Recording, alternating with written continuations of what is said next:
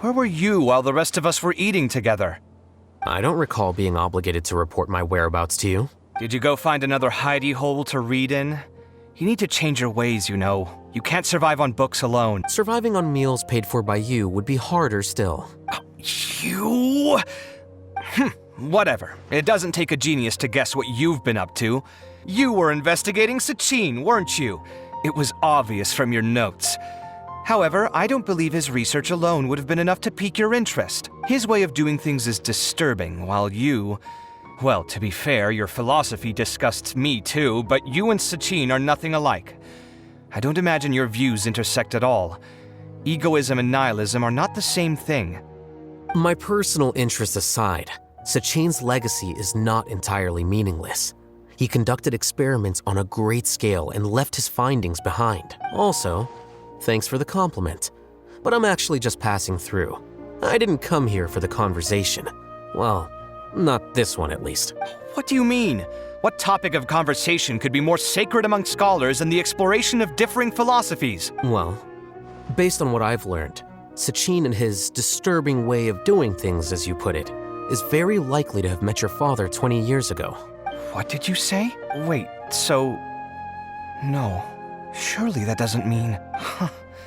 So that's why he thought I looked familiar. My father must have gone into the desert due to his influence. I'm afraid so. Good thing I shattered that diadem.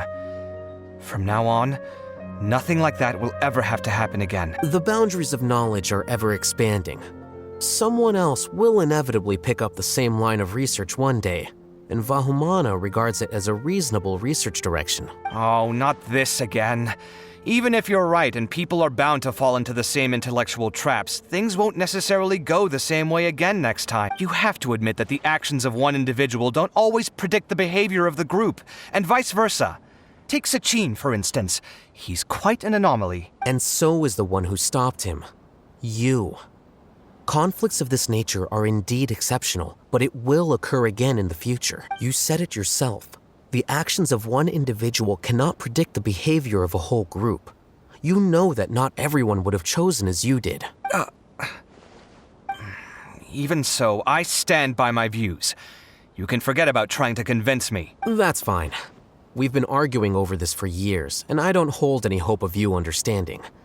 The issue we're debating has long since moved on from who's right and who's wrong. Thanks for letting me know all this. What?